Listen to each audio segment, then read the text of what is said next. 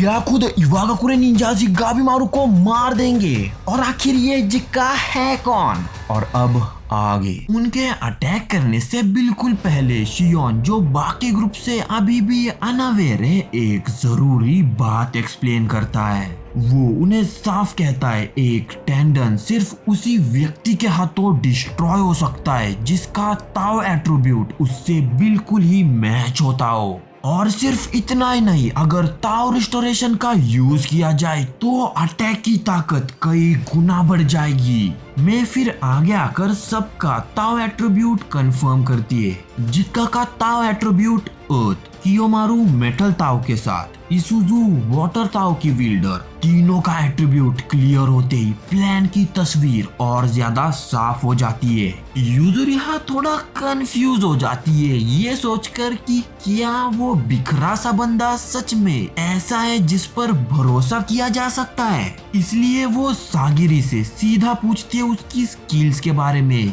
लेकिन ये सुनकर सागिरी खुद भी थोड़ी अनश्योर होती है क्योंकि उसके बारे में काफी बुरी बातें फैली हुई होती है। ये बातें कहती है कि उसने अपना ब्लेड गिरवी रख दिया था और अब जो ब्लेड उसके हाथ में है वो बिल्कुल ही बेकार है। ऊपर से कहते कि वो अक्सर शराब के चक्कर में लड़कियों के साथ घूमता रहता है, असाइनमेंट्स भी टाइम पर कंप्लीट नहीं करता। जब सबका ध्यान कहीं और होता है, उसी पल का फायदा उठाकर इवागाकुरे के शिनोबीज एक्शन में आ जाते हैं। वो बिना एक शब्द बोले गाबिमारू की तरफ अपनी कुनाई उछाल देते हैं, सिर्फ एक मकसद के साथ, अपना मिशन फिनिश करने के लिए। लेकिन अचानक जिक्का उनके अटैक को नोटिस कर लेता है। वो धीरे से घूमता है और बिना अपनी आवाज ऊंची किए सीधा पूछता है, क्या तुम सच में इस रास्ते पर जाने का इरादा रखते हो?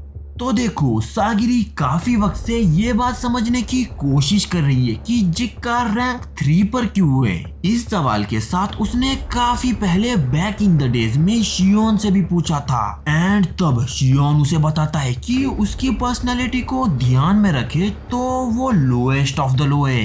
ये भी कंफर्म था कि उसने अपनी स्वॉर्ड सिर्फ कुछ पैसों के लिए गिरवी रख दी थी और अब वो सिर्फ एक सिंपल सी बैम्बू तकेमित्सु या बैम्बू की स्वॉर्ड कैरी करता है, जो शोगुन या किंग के लिए सीधा डिसरिस्पेक्ट मानी जाती है। लेकिन फिर भी उसे कभी भी ऑफिशियली इस चीज के लिए अक्यूज नहीं किया गया था, क्योंकि एक बात सब जानते हैं, उसका वो वुडन ब्लेड भी स्टील की तरह काटता है। शियोन आगे एक्सप्लेन करता है कि एक बार जब वो दोनों शराब के नशे में थे, जिक्का ने उसे एक अजीब बात बताई थी। उसका कहना था वो हर चीज के अंदर छुपी सच्चाई देख सकता है और सिर्फ देखकर ही किसी की मूवमेंट्स और फ्लो को मोड़ सकता है, फोकस को सही जगह पर लगाकर। जिक्का ने ये भी कहा था कि ये ताकत शियोन की वेव्स को देखने से भी काफी आगे जाती है, इतनी आगे कि शियोन खुद भी उसे पूरी तरीके से महसूस नहीं कर पाता। और अब सच सामने है, ये बात काफी हद तक क्लियर हो जाती है कि वो बंदा किसी एक साइड के साथ अलाइन हो चुका है, या तो यीन या फिर यांग, क्योंकि जो काम उसने अभी अभी किया वो नॉर्मल नहीं था। उसने आराम से सारे कुनाई को उन्हीं निंजास की तरफ वापस पलटा दिया। जो अभी अभी हुआ उसने सबको कुछ पल के लिए बिल्कुल हैरान कर दिया। खासकर नुरुगाई बहुत ज्यादा कंफ्यूज हो जाती है क्योंकि उसे लगा था कि शिनोबीज उनके साथ है। तब जिक्का सीधा सच पर आ जाता है। वो कहता है कि उसे पहले से पता था शिनोबी सिर्फ साथी होने का नाटक कर रहे थे, उनका असली मकसद कभी बदला ही नहीं था, उन्हें बस अपने मेन ऑब्जेक्टिव को पूरा करना था, गाबिमारू को यही खत्म कर देना। जिक्का खुद ये मान लेता है कि उसे शुरू में ये समझ ही नहीं आ रहा था इवागाकुरे के साथ खड़ा हो या गाबिमारू के, लेकिन जब उसने गाबिमारू को ध्यान से देखा, उसका तरीका, उसकी आंखों का भाव, उसका लड़ने का रीजन, तब जिक्का ने एक फैसला लिया। उसने सोचा कि वो दोनों कहीं ना कहीं एक जैसे ही है, इसलिए उसने गाबिमारू के साथ टिकने का डिसाइड किया, चाहे गाबिमारू इस बात से एग्री ना करता हो। युजुरिहा जिक्का की एबिलिटीज देखकर कन्विंस हो जाती है, लेकिन फिर भी उसके बारे में कोई क्लियर रीड नहीं ले पाती। जिक्का का चेहरा हमेशा शांत रहता है पर दिमाग अलर्ट। आखिरकार ग्रुप ये डिसाइड करता है कि शिनोबीज का इक्विपमेंट अपने कब्जे में लेना ही बेहतर होगा। उधर सागिरी खुद के अंदर ही उलझ जाती है। वो जानती है अब उन्हें इस कठिन हालात के साथ सब कुछ फिर से स्टार्ट करना होगा, और ये भी कि चाहे वो यहाँ से जीत भी जाए, एंड में ये रास्ता उन्हें फिर एक दूसरे के खिलाफ खड़ा कर देगा। एक ऐसा अंत जहाँ पर सबका खून बहना तकदीर बन चुका होगा। लेकिन गाबिमारू इस बात से डिसएग्री करता है, क्योंकि उसका मानना है जब से ये सब शुरू हुआ था तब से लेकर अब तक काफी कुछ बदल चुका है। वो सबको एक बार ध्यान से देखता है और साफ महसूस होता है सब लोग पहले जैसे नहीं रहे। युजुरिहा भी ये देखकर उसकी इस इलॉजिकल सोच से एग्री कर लेती है, क्योंकि गाबिमारू तभी सही होता है। एंड डैम, सबके नए आउटफिट के साथ सीन बिल्कुल फायर हो जाता है। खासकर चोबे, भाई बंदा इतना डिमोनिक लग रहा है जैसे सीधा हेल से निकल कर आया हो। तो ओवरऑल ग्रुप्स की पेयरिंग वही होती है जो पिछली बार थी, बस एक बड़ा चेंज होता है। इस बार युजुरिहा के साथ होने की जगह गाबिमारू सागिरी के साथ होता है, क्योंकि सागिरी का वुड टाओ गाबिमारू के फायर टाओ को और भी ज्यादा बूस्ट कर सकता है। एंड युजुरिहा मे के साथ होती है हर एक टेंडन की एग्जैक्ट लोकेशन निकालने के लिए। और आखिर में गंतेत्सुसाई जिक्का के साथ टीम अप करता है ताकि उसकी और टाओ को फुल पावर मिल सके। सभी जब प्रॉपरली इक्विप्ड हो जाते और अपनी अपनी जोड़ी बना लेते तो ग्रुप बिना वक्त गवाए टेंडेंस को डिस्ट्रॉय करने के लिए निकल जाते हैं। एंसन की एक पुरानी मेमोरी में खो जाते हुए जूजिन रीन की वो एक्सप्लेनेशन याद करती है, रीट ऑफ जस्ट कंजम्पशन। उसकी रफ सी ड्राइंग देखकर उसके होठों पर एक हल्की सी मुस्कान आ जाती है, पर ये चीज गुइफा की नजरों से बचती नहीं। वो उसकी मुस्कान तुरंत नोटिस कर लेता है और तुरंत उसे टोकता है। वो लड़की जबरदस्ती में माफी मांग लेती है, लेकिन साथ ही एक बात साफ कह देती है, उसे गुइफा के हर बात पर उन्हें टोकना बिल्कुल भी बर्दाश्त नहीं होता। टेंसन जानता है कि ये सब ताउफा के सेक के लिए हो रहा है, पर फिर भी उसे ये बात खटकती है कि वो हमेशा एक एज पर खड़ा रहता है उन्हें बचाने की कोशिश में। हर टेंशन के बारे में सोचते हुए जूजिन सबकी अच्छी और बुरी बातों पर नजर डालती है, उनकी खामियों पर भी और उनकी खूबियों पर भी। और जितना गहरा वो सोचती जाती है उतनी ही ये बात क्लियर हो जाती है, दिल से वो सभी असल में सच में अच्छे लोग हैं।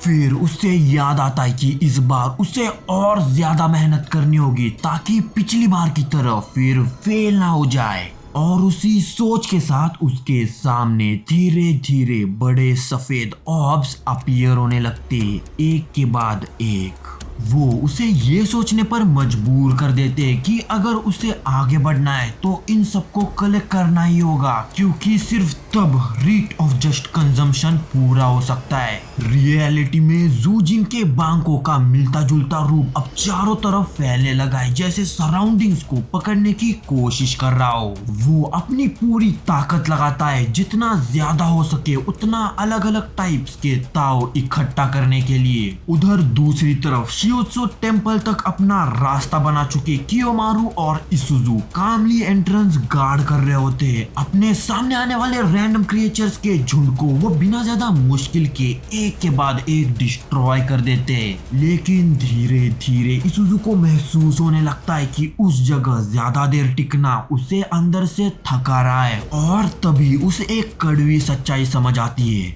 यही वो वजह थी जिसकी वजह से क्रिमिनल्स के साथ उन्हें हाथ मिलाना पड़ा था। उसकी बात सुनकर और साथ साथ कुछ इंसेक्ट को खत्म करते हुए कियोमारू इसुजु से कहता है, शुगन के ऑर्डर्स पर बिल्कुल डाउट मत करना। वो याद दिलाता है कि शुगन ही वो अकेला इंसान था जिसने उन पर बिना किसी शर्त भरोसा किया था। ना कभी उसने ऑफशूट डोजो से आने पर जज किया, ना एज को लेकर, उसके लिए सब बराबर थे। शुगन ने सबको एक जैसा ट्रेन किया, नो मैटर व्हाट। और जब कियोमारु को शुगन की दी हुई रिस्पेक्ट याद आती है, उसकी आवाज और ज्यादा पक्की हो जाती है। वो इसुजु को याद दिलाता है कि कैसे शुगन ने पास्ट में उनके लिए स्टैंड लिया था, और वही वो इंसान था जिसने इसुजु को टीचिंग रोल तक दिलवाया था। इसुजु कियोमारु को सॉफ्टली थैंक कहती है शुगन के लिए अपनी लॉयल्टी याद दिलाने के लिए, और उसी के साथ उसे वो पल याद आ जाता है जब शुगन ने पहली बार उसकी स्किन में छुपी हुई खूबसूरती को ओपनली एक्सेप्ट किया था। वही याद उसे अंदर से और थोड़ा मजबूत कर देती है। पैलेस के बाहर ओवरग्रोथ को काटते हुए इसुजु अपना रास्ता बनाती है, फिर एक झटके में दरवाजे को तोड़कर अंदर घुस जाती है। अंदर दौड़ते हुए वो खुद से कहती है शुगन सही था। और फिर सुइत्सु टेम्पल के अंदर उनके सामने खड़ा होता है सुजिन का टेंडन। दूसरी तरफ बांको के टेंडन तक पहुंचते ही शियोन नुरुगाई को पीछे रहने को कहता है। जब वो आगे बढ़कर उनकी तरफ आते एक मॉन्स्टर को रोकने लगता है, पर हर पल के साथ उसे एहसास होने लगता है उसकी सांस भारी होने लगी और वो धीरे धीरे अपनी लिमिट के करीब पहुंच रहा है। तब अचानक युजुरिहा की आवाज गूंजती है, एक क्लियर सिग्नल। सब अपने अपने टेंडेंस तक पहुंच चुके हैं और उन्हें डिस्ट्रॉय करना शुरू किया जा सकता है। शियोन ऊपर देखता है, टेंडन इतना ज्यादा ऊपर होता है कि उसकी स्वॉर्ड के रीच से बाहर। वो नुरुगाई की स्वॉर्ड उठाता है और अपनी स्ट्रेंथन टाओ से उसे इम्ब्यूड करता है। पूरी ताकत के साथ वो ब्लेड को टेंडन की तरफ उछाल देता है, लेकिन किस्मत साथ नहीं देती। ब्लेड सिर्फ एक शैलो सा कट छोड़ पाता है। टेंडन अभी भी वैसा का वैसा ही रहता है।